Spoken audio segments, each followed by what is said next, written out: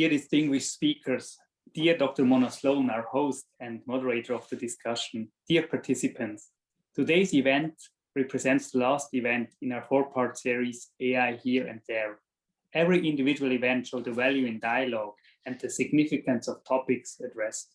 We spoke about how artificial intelligence influences our everyday lives, how AI can support sustainability goals, what it can do for the future of health, and today we will hear how AI can affect our creativity.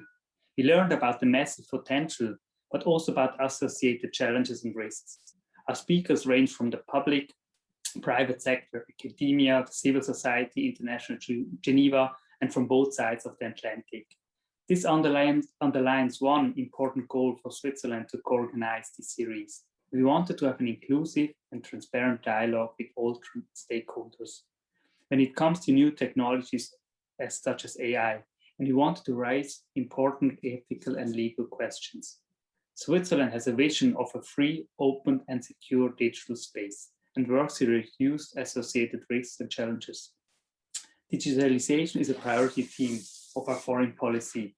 We are committed to reach sustainable development goals and to solving global challenges with innovative solutions based on Swiss know-how. As an innovative hub with world-renowned universities and research institutes located throughout all language regions in our country, we attract to host many international AI companies, including startups like the ones that were represented in our series. Please reach out to us or our network partners, the Swiss Business Hub or SwissNext, if you want to find out more. The world is constantly changing and needs a hub. In other words, a space that brings together all state, businesses, and citizens. They are all directly affected by the challenges of digitalization. With International Geneva as a hub for digital governance, it is important for Switzerland to offer a truly global conversation on a policy level. The goal is to promote a transparent debate and strengthen international law, encourage cooperation. This virtual series, AI Here and There, contributes to this inclusive discussion. At the beginning of the series, Swiss Ambassador and Consul General Markus Berling quoted Peter Drucker, saying, "The best way to predict the future is to create it." I believe with this series, with all participants, the speakers and partners, we have created something together, a dialogue. And that is the cornerstone in the development and interaction between artificial and human intelligence. I would like to conclude with taking the opportunity to thank Dr. Mona Sloane, who has done an outstanding job in maneuvering us through this series. A big thank as well to the Center of Responsible AI at NYU, at the Tandon School of Engineering, for co-organizing this series. It was really a great pleasure to cooperate with you, and it was really a fruitful partnership. And a shout out, of course, to our network partners, the Swiss Business Hub, the Swiss Trade and Investment Agency, and SwissNext, the Swiss Global Network, connecting Switzerland and the world in education, research, and education. And a big thank to all distinguished speakers today, but also in the past, who have contributed to this series. And of course, a big thank you to all you, dear participants. We are really honored that so many of you joined today and in the past. And finally, I would like to thank my team for their hard work to set up this series. Our first, but not our last, in the field of artificial intelligence. So please stay connected, follow us on our social media channel, visit Swiss platform on innovation, swiss.tech. So thank you very much for your attention, and I would like to hand over to you, Mona. Thank you. Thank you so much, Steve, from my side as well. And a very warm welcome to everybody. Thank you so much for tuning in to this fourth and last AI Here and There event today on a perhaps underexplored aspect of artificial intelligence, its role in art and the creative process. As Steve said, my name is Mona Sloane. I am a sociologist at New York University, where I study the intersection of artificial intelligence design and inequality. I am also part of the NYU Center for Responsible AI, and I have the absolute pleasure of teaching young engineers at the Tandon School of Engineering.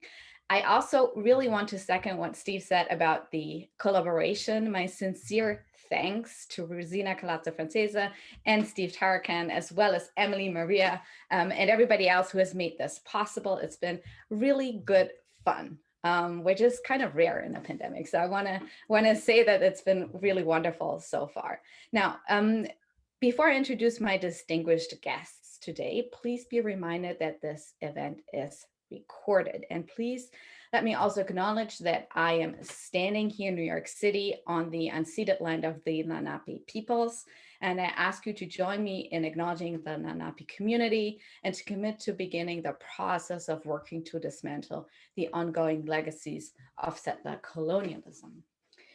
Now I'm going to keep this brief because we have such an exciting panel today and such an interesting topic. Our conversation will broadly focus on the question of how AI pushes the boundaries of what we often frame as a uniquely human trait, creativity, how art can serve as a way to understand and perhaps critique the ways in which AI plays a role in our social lives, and also what role artificial intelligence technologies can play in the art market.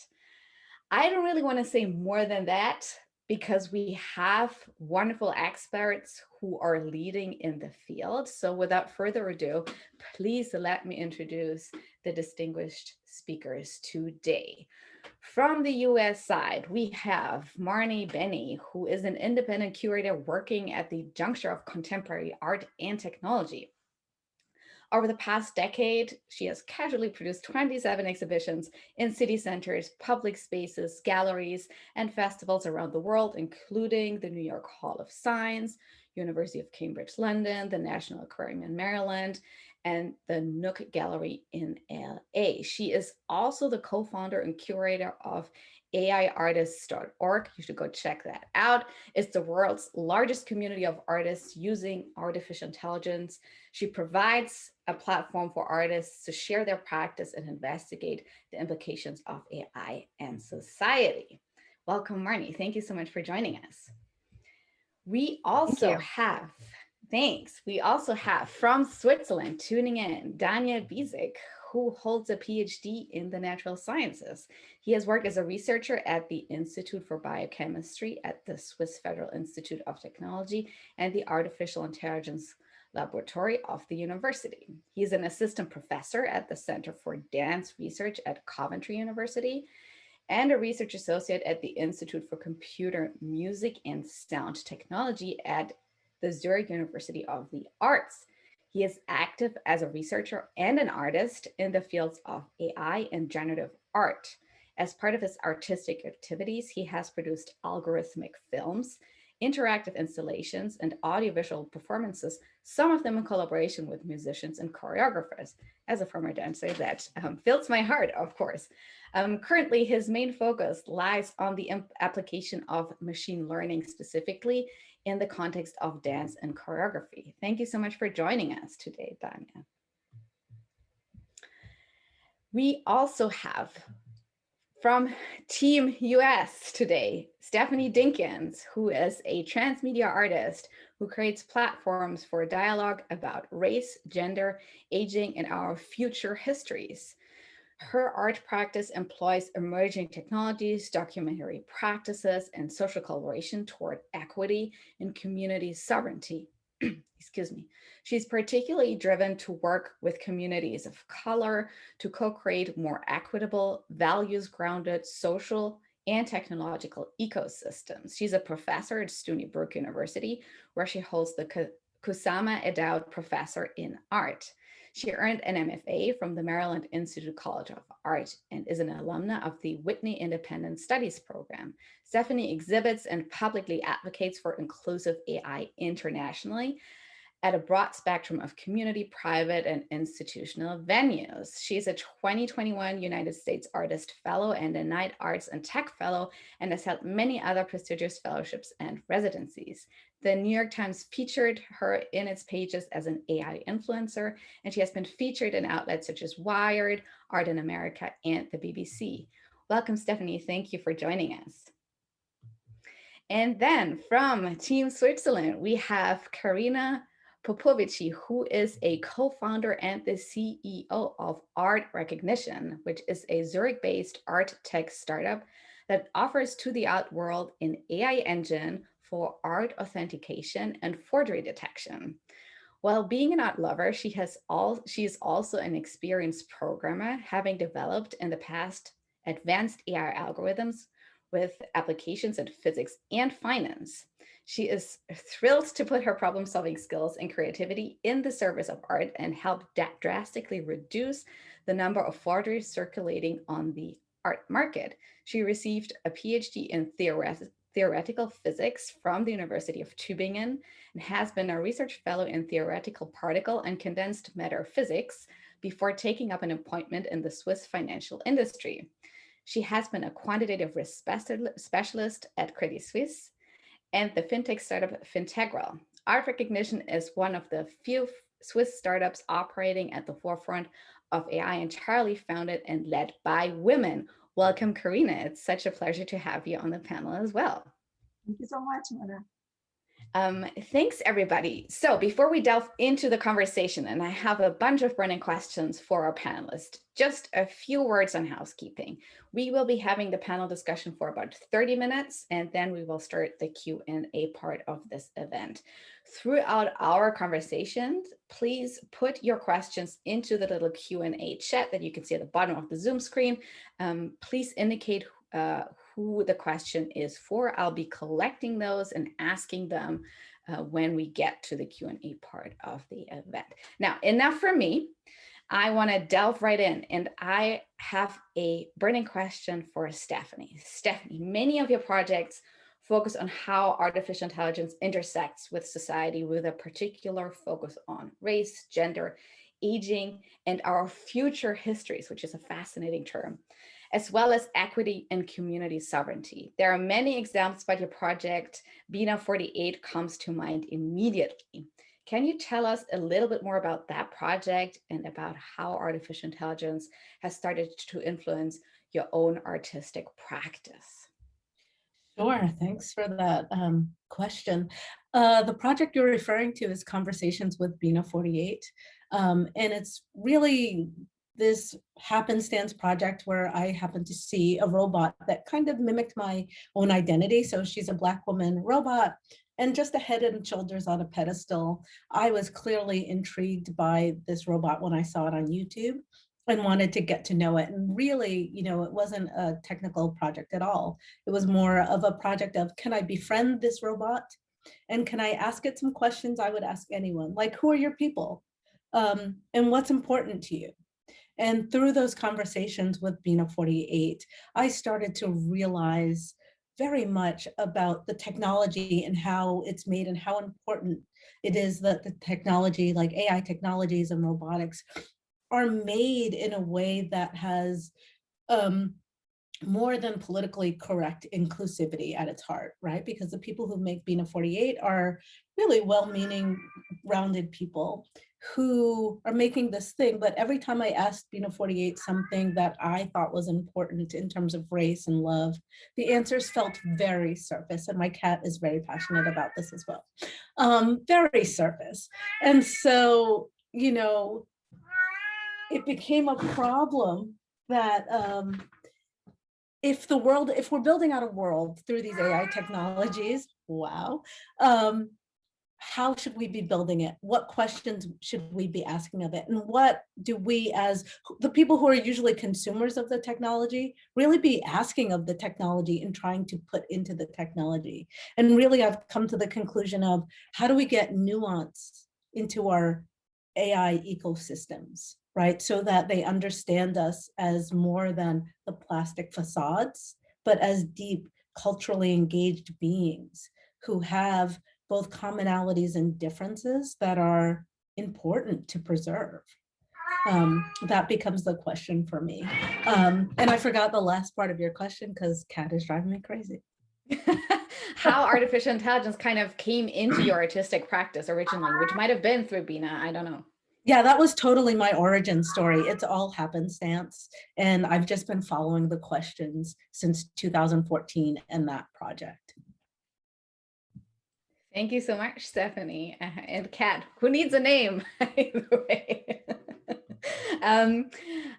I really want to stay with artistic practice and sort of the changing nature of artistic practice. And so, Daniel, you have an interdisciplinary background and sort of move across disciplines with your artistic practice as well. And I have a similar question for you. How do you work with machine learning specifically? And that's a particular part of artificial intelligence. And how, for you, can creative decision making be distributed between artists and machine learning technologies? Thanks for the question. I have to maybe say a little bit more about how I used to work before I started to work with machine learning and AI. So I consider myself a generative artist. Generative art is a community where artists work with algorithms, with software. They develop softwares and algorithms as part of their artistic practice. So it's kind of the material they are working with. And I became interested to see whether machine learning and AI lends itself to this approach. So that's one thing that I'm currently exploring. I'm nowhere near to any proper solutions for this problem. And the other issue that I'm interested in, and that concerns dance, and that's not machine learning specific, that's maybe more digital technology and dance specific. So how can you create a connection between something as like dance, which is very physical, has a lot to do with implicit knowledge, and computer-based technology that's very explicit. Everything has to be formalized, and it's typically, especially in machine learning, disembodied. So how do you connect these two fields? And you also have to repeat, despite the fact that I don't have a cat, you have to repeat the last part of your question.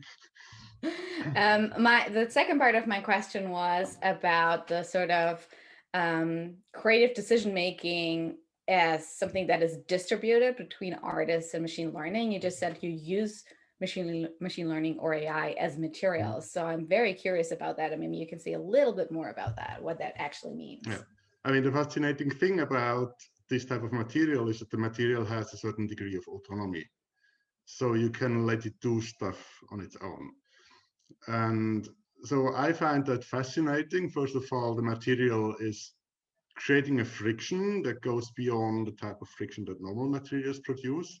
So it might change the trajectory of your thinking and your working. And at the same time, if as an artist, you are expert enough to actually modify then the behavior of the system, then you enter a feedback loop, where the system sort of gives you back some of your thinking that you put into designing the system, and that will then revise your thinking. So this kind of integration on a conceptual level between artistic thinking and the way that machines make decisions, I think that's something that's very fascinating for the artistic process. Thank you for that, Daniel. Yeah, and the sort of the creation of the feedback loop, that is sort of something that we also kind of see problematized in actually the technical discourse and increasingly the regulatory discourse in artificial intelligence, because it can turn out to be very harmful for communities. As speaking of these kinds of systems, that kind of material, as you use that term, being reflective of society and sort of different kinds of creative practices that can bring that out. Marnie, as a curator, you interact with many different artists who work with and through technology, specifically artificial intelligence. Besides the artists, you also have to keep the audience in mind as you address these kinds of thorny questions that both Stephanie and Daniel pointed to. Do humans learn about themselves, their own humanness, by interacting with AI in the context of art? Yeah, it's a great question. And just to kind of go back a little bit, what Stephanie and Daniel, the examples that they gave, artists clearly have a really interesting sort of dynamic relationship with this technology, because there is sort of like a give and take and a collaboration element to it. So to speak to sort of an audience and viewers in the context of art, that's it's a tricky question because every viewer has a different experience with an artwork, and there's many different varied experiences, and they're all personal and intimate. So a viewer may learn something new. They might learn about a bias in this technology that they didn't think about before, or they didn't have to think about before. They might learn about the possibility for collaboration with using machine learning as a creative medium. And finally, and this is probably happens more often than not, a viewer will leave asking questions that they never have asked before, and they leave with more questions than they had when they started. So I think that's a really beautiful thing that artists give to the world, and give those moments of that space and contemplation and reflection.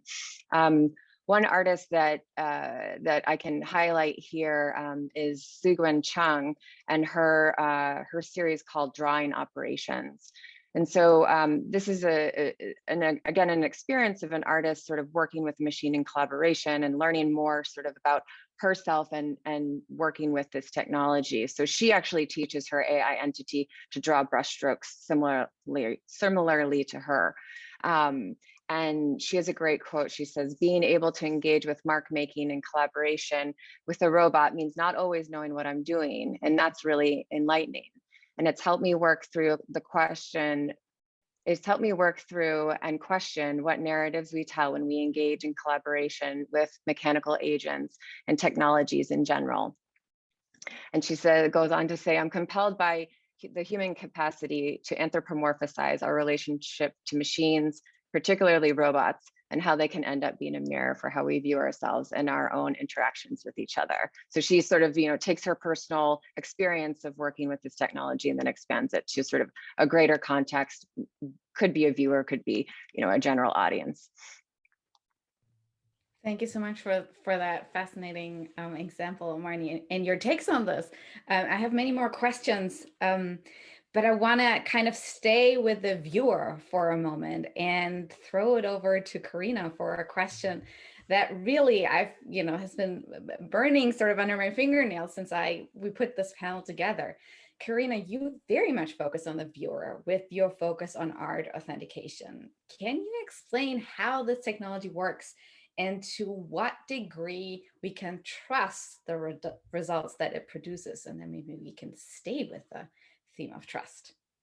All right, so thank you for this question, Mona. And I think I could even relate a little bit to what Marnie said about the brushstroke, So yeah, so I'm happy to explain how the system works. So what we developed at Art Recognition is basically an AI. So that's an artificial neural network that's able to learn the most important features of an artist, that being, well, the brush stroke, but also color and edge locations and others.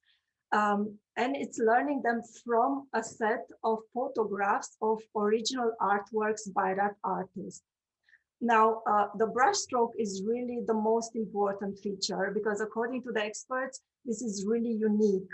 Like, even if the style of an artist has changed across his career, the brushstroke really remains the same. So it's like the handwriting, almost like a fingerprint. And so when this training has been completed, then the AI is able to identify those features like on a new unknown artwork. And it's quite nice because on this painting, we overlay something that we call a heat map, which basically shows in different colors, which are the most important features that confirm or disconfirm the authenticity of that piece. And so finally, all this evaluated and ranked pattern, they are used to calculate a total probability for the authenticity of that piece of art. So that's the basic principle, which is quite simple, really. Now, about the degree of certainty. So that depends actually very much on the quality of data that we use for training, So with data, I mean photographs of original artworks by that artist. So if we have really good data sets, then we can reach accuracies of higher than 95%, even closer to 100%. But so, you know, assembling like a data set of really high quality is absolutely crucial, you know, for the success of the training. So that's why, you know, we only use like trustworthy sources when retrieving the data, meaning catalog resumes, and also whenever possible, embed the opinion of art experts, you know, just to make sure that all the images that we use for training are authentic beyond doubt. Thank you, Carina. I'm going to stay with that just for a moment. What role does human expertise still play? Like where, you know, we very often hear, you know, human in the loop in the context of artificial intelligence and machine learning systems. Where is the human in the loop in your system? Because, you know, Danny spoke about sort of embodied expertise of dancers, and I would assume that it's quite similar with art experts. So where do they sit in that process? Well, I mean, at the beginning, at the end, you know, to answer like very shortly. So, I mean, as I said, like one of the most important parts of the whole process is really like embedding the experts into the process of like collecting the training data. So we went like, for example, through the Van Gogh catalog resume together with an expert and like sorted out together with him the images that he thought they are not authentic beyond doubt. You know, sometimes for some artists, you have like 3 different catalog resumes, like Modigliani is a great example. I mean, you have like maybe 5 different catalogs and nobody can agree like who's the best one. So that's where the human and expertise enters like into the process. And also at the end, you know, like when we return our heat maps, for example, we show them to the experts and they have a look and they can like compare that output with their own expectation. You know, say you have a portrait and then an expert will look at it and say, oh, this hat cannot be by that artist. And on my heat map, the hat is totally red, you know? So that's the sort of like comparison that's really helpful, you know, for the model. But other than that, you know, like the whole algorithm is like fully automatized. So we call it like unsupervised learning. So meaning that the neural network is really learn on its own, like tries to mimic the human brain. So it's pretty much like a virtual art expert, you know, so it just learns like by looking at the images, but it takes, I mean, it needs much less than, you know, human expert would do. Thank you for that, Carina. It's a fascinating topic. I want to shift gears a little bit and focus a bit more on the mirror metaphor that we used earlier to start the conversation. And specifically, I would love to focus a bit more on the intersection of AI and the inequities of society. Stephanie, in an interview with iBeam, you have said that your aim is to create a unique, culturally attuned AI entity in collaboration with coders, engineers, and in close consultation with local communities of color that reflects and is empowered to work towards the goal of that community. Can you tell us a little bit more about what you envision here, how your artistic process incorporates that, and specifically what you mean by this AI entity? Yeah, so what you're referring to really is a project called Not the Only One, where I'm using oral histories, right? So I started with a very small community, really, and that's my family, and trying to kind of build on a history that's kind of incomplete and pull information out. So we talk to each other, ask each other the questions that perhaps have not gotten answered over the years. And then I'm using that as a data set to feed a neural net. So a natural language processing neural network that's deep learning. So we're allowing it to come to its own conclusions from the data that it's been fed.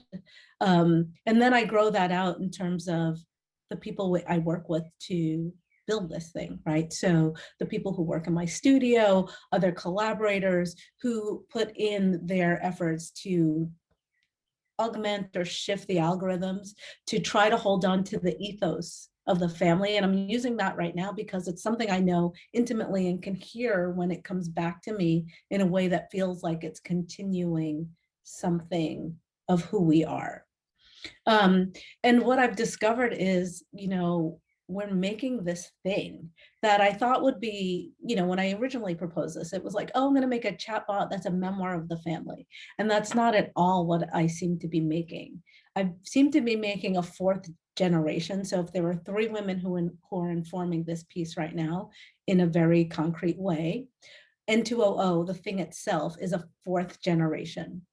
And then you go, well, what do I call this thing? If I'm sort of saying it's a generation that knows our history, it knows our secrets, it answers people's questions about who we are, but then its answers through the way that the algorithm analyzes our information feel unique, right? And I wrestle with this idea, like, are they unique? Is this just coming to some conclusion from this? Like, where is this? And what you call it becomes a thing, because how do you refer to this thing that sits in between kind of us as humans, a technology, and then our history and what goes on way beyond perhaps the lives of the people who live here. So for now, it's an entity. And I don't know what else to call it. And I also call it that because I'm going to say the crazy thing. It does, right, if I allow it to, seem to have a certain kind of agency, or it informs very much like our thinking about ourselves, right? And even in not having a true agency as a being, that reflection back is powerful in terms of the way we see ourselves and conduct ourselves. An example there would be, if you ask my family who we are, you would get the answer, we're a happy, loving family, right? But one day I was talking to the entity and it said, I'm so sad, right? And so it's pulling out sadness from where we're talking about happiness and joy. But it's analyzing like stories about death and things and coming to that conclusion. But that's something then we have to reckon with in a way. And the other thing that's interesting is, it learns as it's in public and talking to folks, or in public and people ask it questions. And people constantly ask me, well, what about trolls? What about all the stuff that you don't want in there? And in a way, I've always been, even as a human, of the thought that I want to know what others are thinking, even if it's the worst thought about me, because then I can deal with that. If I don't have a clue of how they're thinking, I have no recourse. And so my entity also becomes a vessel for that, right? If there is something that is derogatory or hateful, it knows, and I want to know. Although I have to say that so far, nothing. Like, people are very kind and show a lot of grace to this project when it's in the public sphere, which is usually in a kind of gallery setting or an exhibition setting of some sort. Like, they show it a lot of patience and grace, and I find this fascinating too, in terms of what the mirror is, or what it portends, or how we think about these technologies, right? Yeah. Thank you so much, Stephanie. And I really appreciate the notion that you introduced here of the AI as the thing that sits in between, that seems to be more than just the technology itself, because we continually ascribe meaning and learn about ourselves in interesting ways. I want to take that as a cue and throw it over to you, Daniel. The idea we learn about ourselves, it's this thing that's taken on its own sort of life, as it were. How does your own creative process, and again, with machine learning specifically as that autonomous material that you just described, focus on societal questions, or brings them up maybe where you didn't even expect them? Yeah, I mean, one thing I find both fascinating and problematic with deep learning in particular has to do with how do you curate first of all, it has to do, of course, how do you set up the system itself, but then also it has to do with how you curate the material that the system experiences and it tries to learn from. And a lot of deep learning systems, I think, they used to be trained with a large amount of data. So people usually take pre-trained systems that have been trained in a manner that they might not fully understand. or they have been tried in a manner that is actually not compatible with their own worldviews or their own interests. So how can people appropriate sort of the way that the training proceeds so that they can really make sure it's their focus, their interests, maybe also if they want to train a system with their own artistic output, how can they make sure that the system really grasps what's important to these people, to these artists? And I think that's, if things go well, then it's great, because then the system, as you said, becomes a mirror and shows you back things that you might not even have known about yourself. But if it doesn't go very well, then it shows you back things that are too general, that are kind of meaningless in the way that they are universal or superficial. So to find a proper way to really combine training the material with your own interests, I think that's one of the challenges, and that's something, I think a lot of artists probably have to find their own ways how to deal with it. Can you give us a bit more of an example of where this happened to you, where there was a situation where a generalization occurred where you were looking for something more specific? Well, I can give you a very banal example. So one of the things I wanted to deal with is a very practical thing. So there are a lot of systems available, computer vision type of machine learning systems, that analyze a video image and extract the body posture from the video image. And these systems have typically been trained on regular people doing regular things, but not dancers dancing. So these systems are usually very useless, inappropriate for dancers. So I tried to retrain it with dance-specific material. And the result then was that the system was able to give back the dancer's material, but exactly this dancer's material, and lost the capability to understand other types of movements, even if they came from dancers. So the system became kind of over-specific to this particular dancer, which is might be what you want, but then if you were looking for something and I was looking for something that would be of general interest for dancers, then that was a failure. That's interesting how that sort of kind of overfitting becomes a problem in the artistic process. Thank you for sharing that. I want to return to the topic of inequality. Marnie, there really is mounting evidence that AI systems can and do exacerbate social inequality, and we have a ton of focus on that now in industry, but also in policymaking, thanks to decades of work of activists and artists and community organizers and academics. Calls to address this issue are really getting louder and louder. How do you think about social justice issues arising from AI in your own work? And do you have certain strategies for creating AI literacy through art in your practice? Sure. Okay, so I'll answer the first part, and then you might have to remind me about the second part. But let me start with that first part.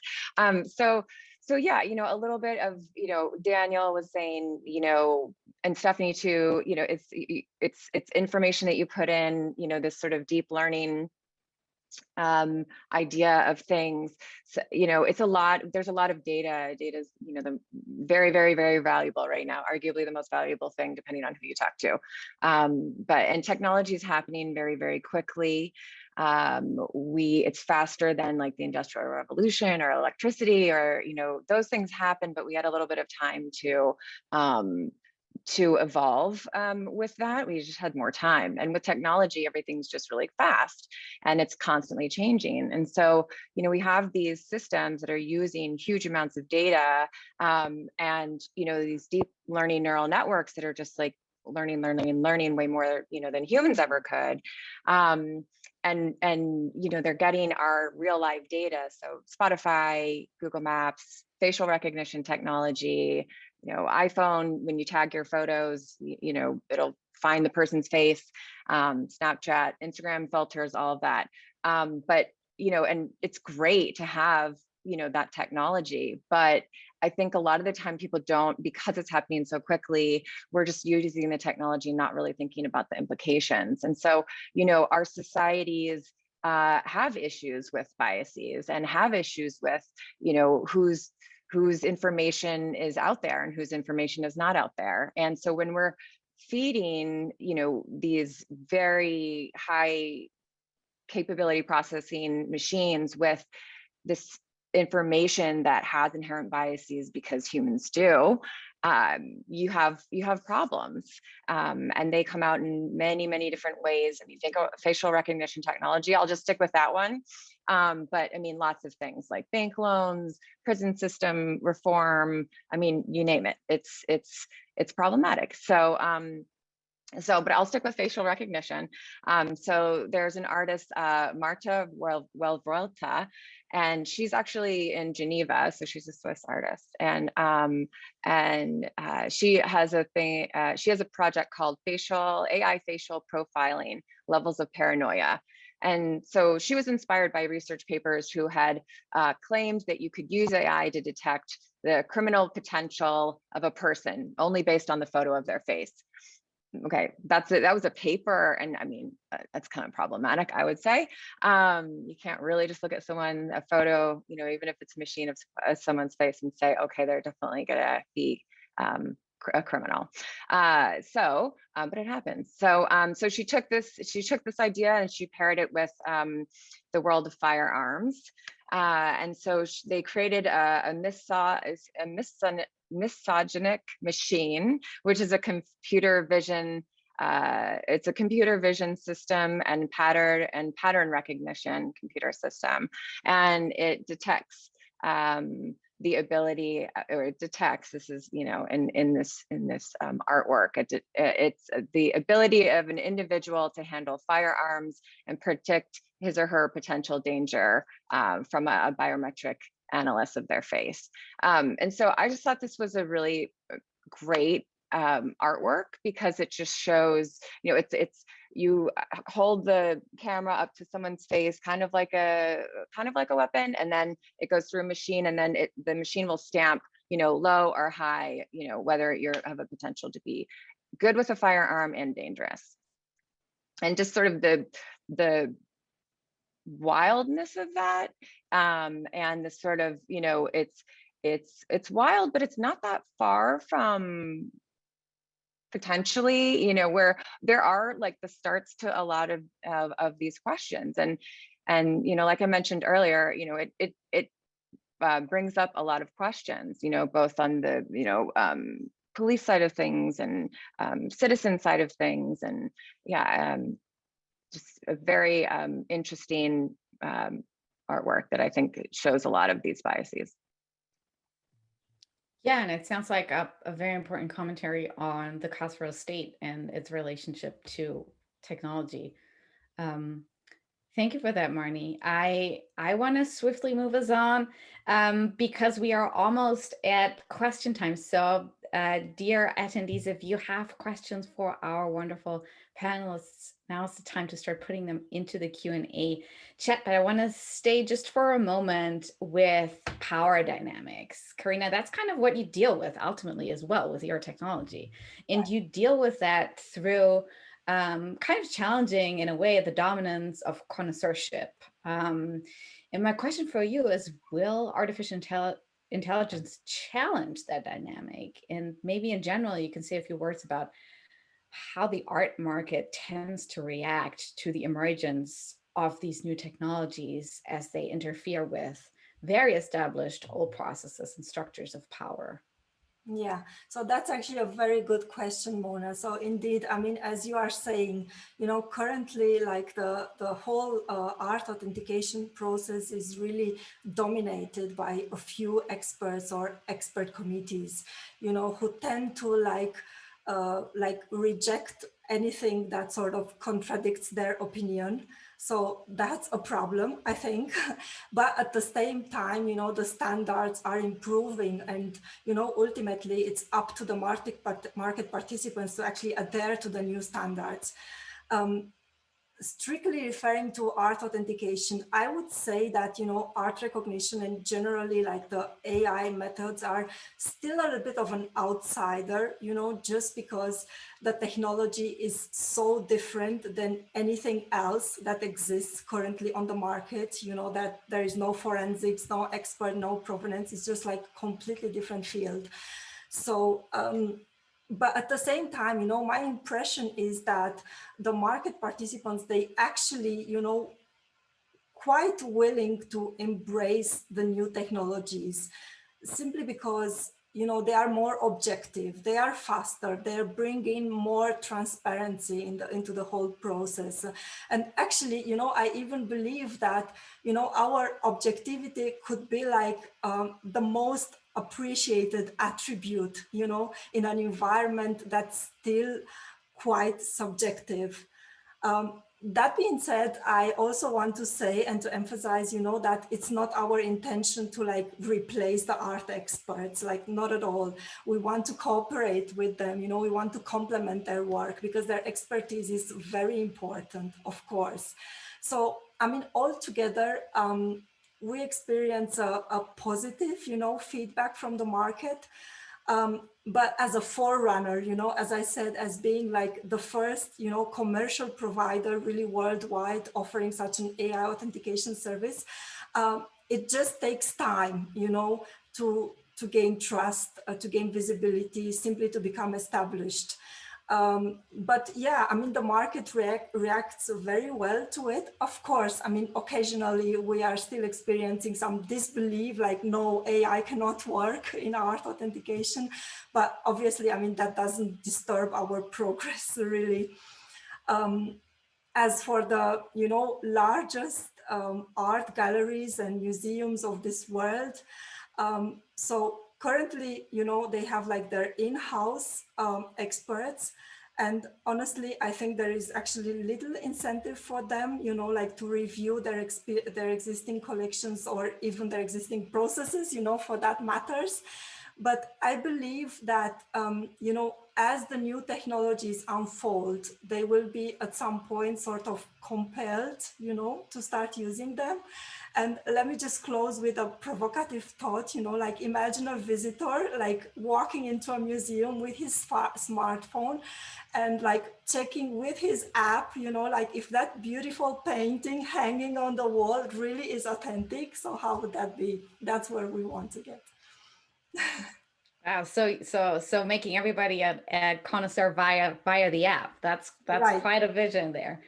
Thank you so much, Carina, for that insight.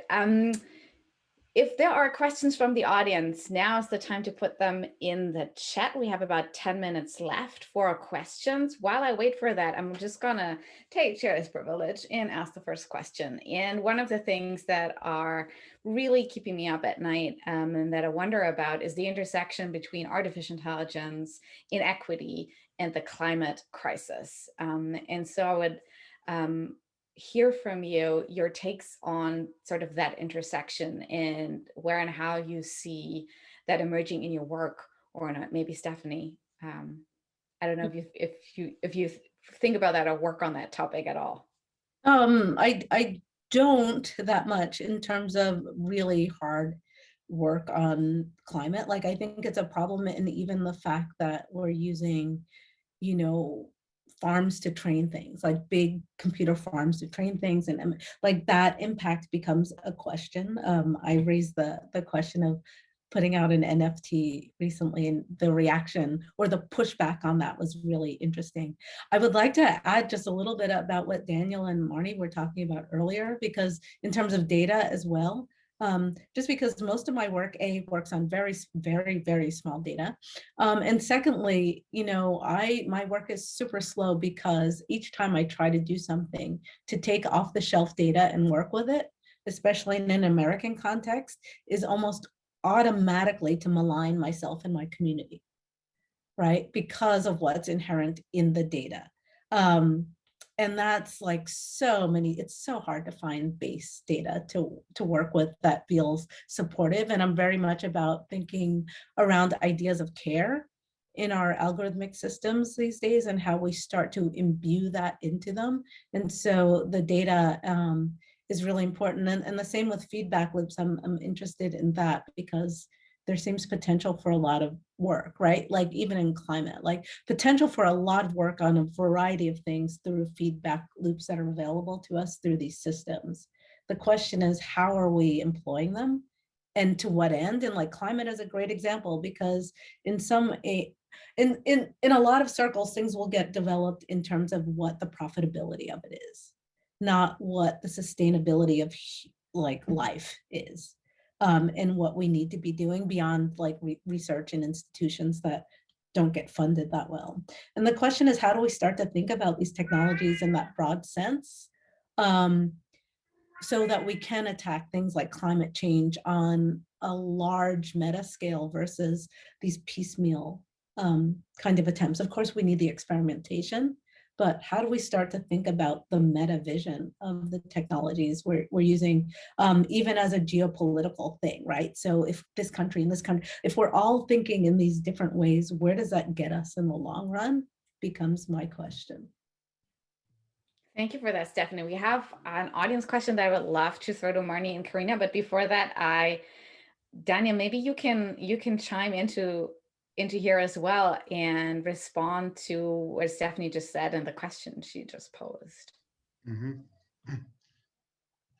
Well, I'm speculating, of course, but it might be interesting to use maybe machine learning, maybe not machine learning, just standard climate models to allow people to sort of anticipate what happens if the whole planetary population would behave as they did. So that the model will sort of use this one person as general model for all people on the planet, and then run the calculations to predict the change of the climate based on that. So to make it a little bit more clear, the connection between your personal attitudes, your personal behaviors, your habits, and what that would mean for the climate, and whether you are actually benefiting with your behaviors from the fact that other people are maybe poorer and have less capability to engage in the same behaviors as you do. So AI almost as a like artistic, speculative fiction, but kind of at scale through the AI.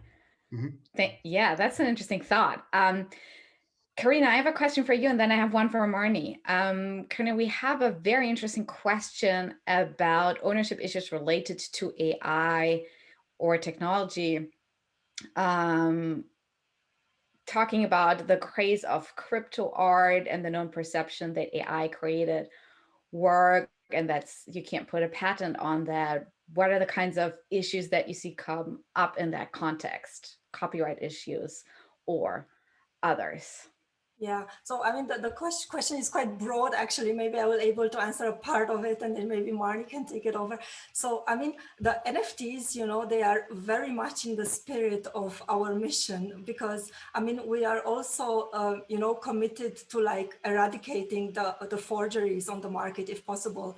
And so by its nature, an NFT is like impossible to fake. Right? I mean, you put a hashtag on it and that's it. Like you can send it all over the world. Like nobody can ever, like forge that piece of art.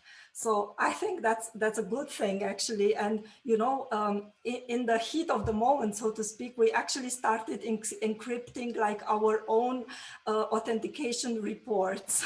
Well, there were other reasons actually, but we realized, like if we are like releasing some PDF, some piece of paper, like anyone can edit PDFs nowadays. So we also put it a stamp, like an encryption on the, documents that we release. So I think that's great, actually. And honestly, I don't see a problem with the ownership. Like if I understand the question correctly, I mean, there is just some software, that generates like a huge, combination of numbers and characters for you. And that's it. Like that is your stamp and it belongs to you. And so far, so good. I don't know if Marnie wants to add something to this. Sure. I guess, Mona, do you have part of the question that you want me to answer? Because it is a really broad question. is there a part that you're more interested in? I have, well, maybe on the perception of AI creating actually art, and then I have another one for you that is different from the NFT one. Okay, yeah. So, yeah, I mean, honestly, that's a little bit of like a philosophical question, and it depends. I mean, I've talked to artists that feel very like they are in collaboration with their entity, their AI entity, and it is a, you know, obviously they are the human in that situation, and they have a lot of kind of, you know, direction and you know, can really mold an outcome. But there is a level of, you know, and Daniel mentioned this, and I know Stephanie knows this too because of her work, there is a level of unknown that will happen. And yeah, and Stephanie, I mean, you're talking about not the only one. I mean, that's, you don't know what's, you know, it's a fourth generation entity, which I just think is so, you know, it's so interesting. And you probably couldn't have ever had an idea of that, of what it would have been, which I think is just incredible. So yeah, I mean, I don't know, ownership, it's tough. I mean, and then you know, there's some artists that are, you know, completely, you know, this is a, you know, machine learning is a tool like Excel, and so, you know, I'm the sole owner. But I think, you know, like the art world's a, you know, it's a wild place where a lot of people, you know, have a lot of different, you know, opinions and interpretations about it. And I think that's fine. I mean, I think what's interesting, I mean, I have a lawyer friend who works in music, and she's interested, I mean, she's kind of getting more into AI and wants to get more into AI and is interested in the arts, but, you know, is also sort of forced to, because there are so many things that we haven't figured out yet. Thanks for that, Marnie. I have a question that actually I want to ask everybody, and because we're coming up to time. In one sentence, we have somebody who's asking, they are a computer science student, but also love dabbling in theater.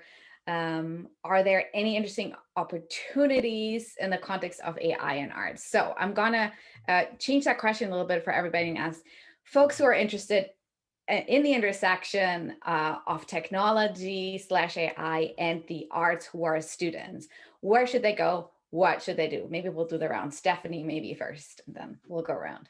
Yeah, that's perfect for me because I'm currently opening the Future History Studio at Stony Brook University, where we're going to welcome all sorts of thoughts and interventions, and hope to get people who are working deeply in art, deeply in the technology, in the theater arts, like in all spaces, to come in and play. I say play together because I think this idea of actually getting your hands wet, creating and making things becomes super important.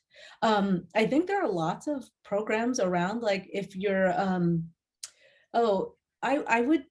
trying to think of, I would check IO, right? Like if you're really interested in that, I would go to the IO webpage and see where folks are there. Carnegie Mellon has some really interesting programming. There's programming around, you just have to dig deep for it. But I encourage that play, and even for people who aren't computer science students. I'm teaching right now a course on art and AI, and it's really interesting in that I got a lot of students who have could barely use their computers, and of course at the beginning of the semester I was like, what on earth are we gonna, this is ridiculous.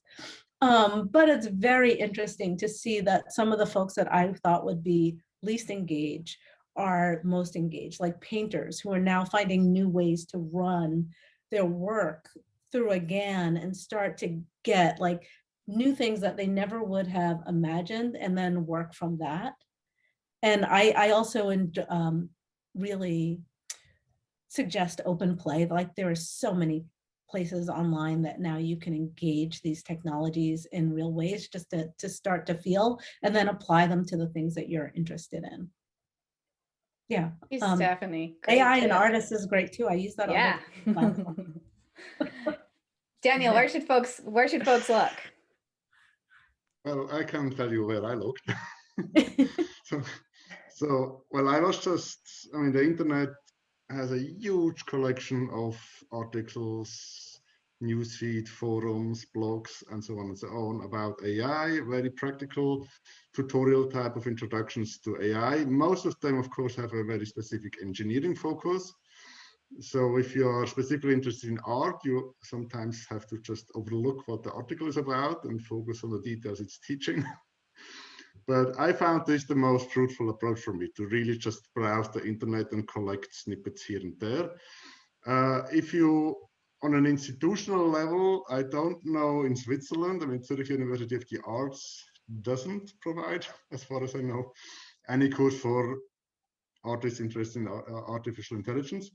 But one place that might be interesting is Goldsmiths, London. They have a very interesting team and interesting curriculum in, I can't remember exactly what the name is, something like computational art or so. Yeah, that's one of the places, but I'm sure there must be billions. But yeah, depending on how you work, I mean, just searching for the material by yourself might be the best thing to do.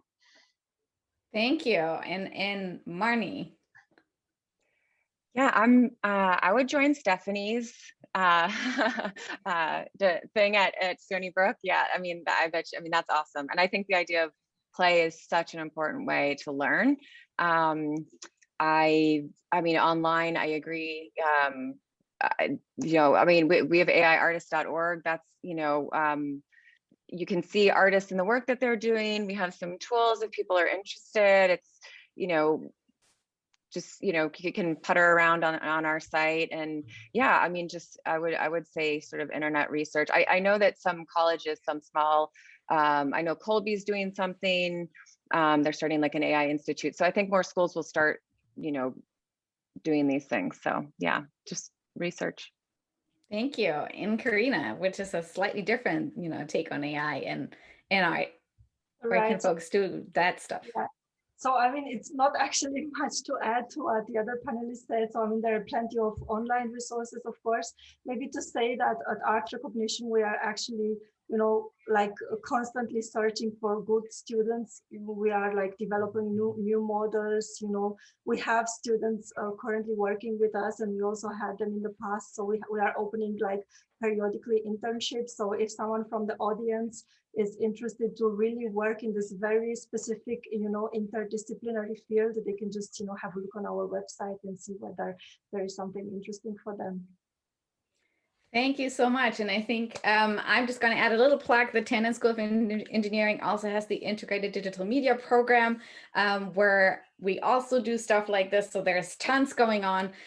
You found the right folks to tell you about that. And with that, I want to close our event on AI, art, and creativity. And I want to extend my gratitude to our wonderful panelists, Stephanie Dinkins, Daniel Bisig, Marnie Benney, and Carina Popovici. Thank you so much for the time and energy you brought into the space. Also, big thanks to the Swiss Consulate in New York City, and of course, our very own Center for Responsible AI at the Tandon School of Engineering. It was such a pleasure to be in the space with you today. And thank you to our attendees who also joined the conversation. I hope you enjoyed it. And with that, I wish you all a wonderful rest of the day, evening for those who joined us from abroad, and a wonderful rest of the week. Stay safe. Thank you so much. Thank you. Thank you all. Bye.